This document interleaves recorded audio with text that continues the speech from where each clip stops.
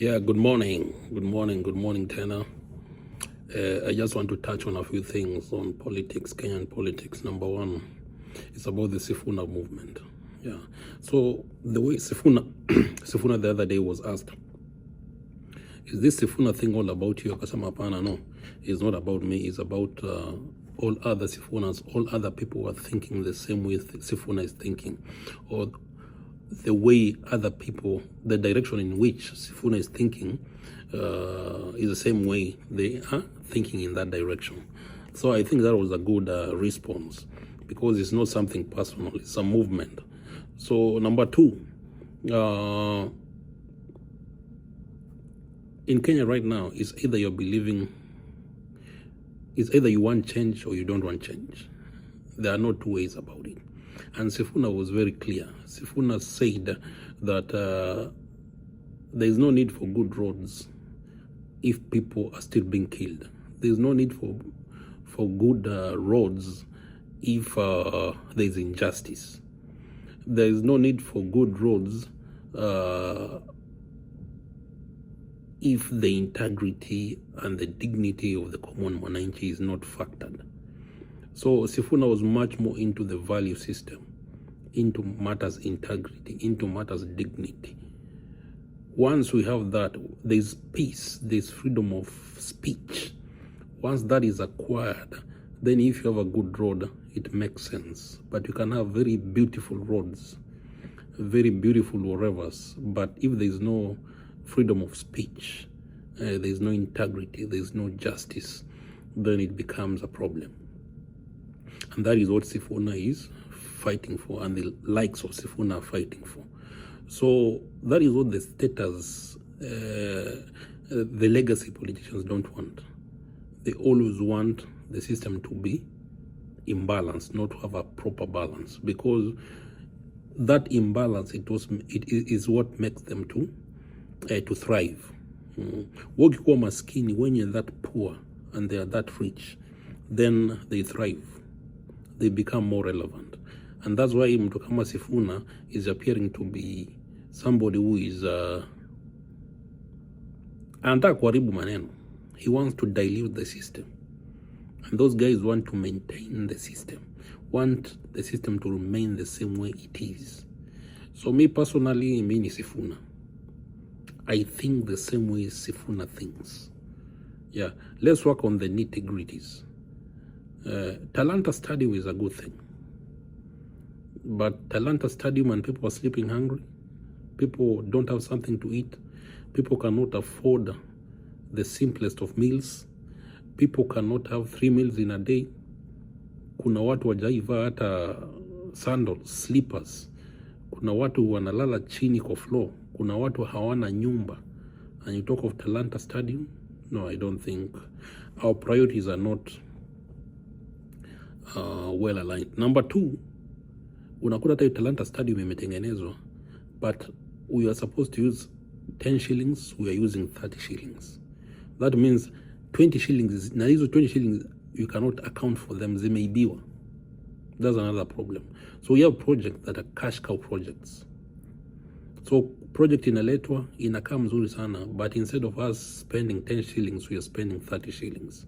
And the 20 shillings, you cannot even explain for it. Na ukiuliza, wewe ni mtu mbaya. So I think, again, as much as we are pushing for infrastructural development, let us be very keen on how our money is spent, whether it's our direct taxes or ni pesa ambazo tumekopa. And we need to be very keen on pesa ambazo tumekopa. We cannot be borrowing money and then we fail to account for the money that you have borrowed. And then tunaika watoto wetu na kizazi or generations to come in more burden. Number two, there was Morara Kebaso. Morara Kebaso talked about tribalism. Tribalism is a big issue, and that's why these guys normally love parties that are aligned to their tribes. So that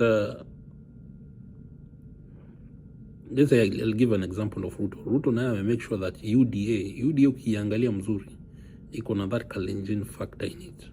Ukiangalia DCP iko na that Kikuyu factor in it. Ukiangalia DAP Kenya iko na Iluya factor in it. Ukiangalia ODM iko na, as much as it was a national party, iko na that Luo factor in it. Ukiangalia for the people iko na Kisii factor in it. The power ya kina Kingi huko iko na the coastal factor in it.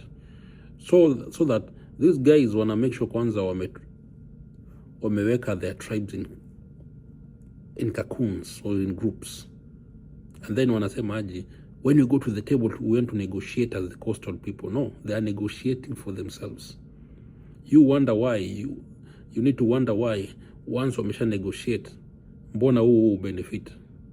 Because they were using you guys in the disguise of tribe to bargain for themselves. So we need to come up with a party like Sifuna guys, the Sifuna movement. They need to come up with a party that is national.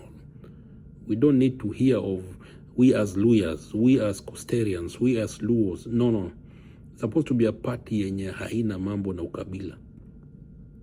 We can get people from different tribes, but let us not tribalize parties. Once you tribalize parties, that's it. Those guys will use the parties as bargaining chips. Once they get what they want, that's it. They're gone. They are gone. So Morara Kebaz was making sense. Another thing, alikuwa nasema aje, for you to come up with a party fully registered, you need like 6 million Kenyan shillings, at least. Because in 24 counties, you need offices. Those offices need manpower. They need furniture. They need rent. You need to pay at least rent for 1 year. You need to employ somebody. That person needs to eat. So it's a lot of money. So Kina Sifuna, if they're planning to come up with a party, then they need support. Na hiyo support yatatoka wapi?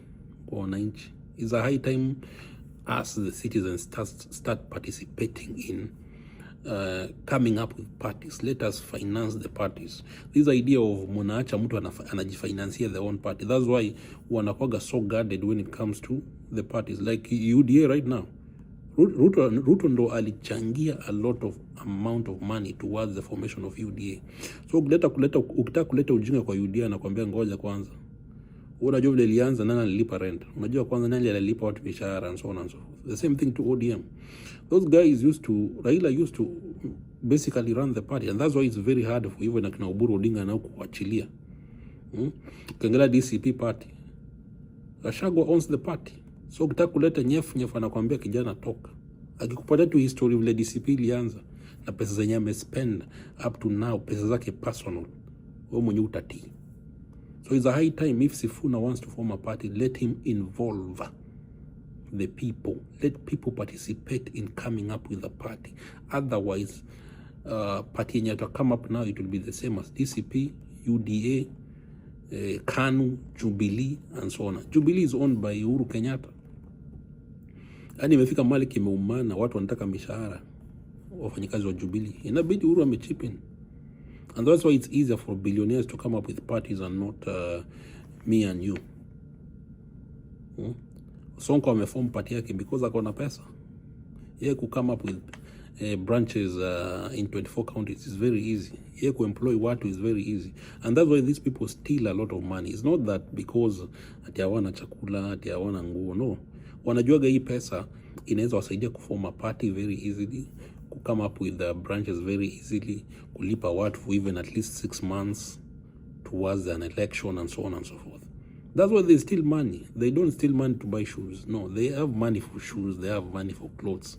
They have money to travel. They just want money yenye itawasaidia kwa politics. But they don't want to spend their money on politics. But they want to have money, stolen money, so that they can maneuver in the political terrain. So basically, in a nutshell, the most important thing is you as a citizen, number one, uko na ID. Number two, have you registered as a voter? Number three, are you ready to participate in Kenyan politics? Number four, when the day comes for voting, will you be present and avail yourself to vote? Number six, if not number five, you need to scrutinize all these people who want offices, from the MCA to the president.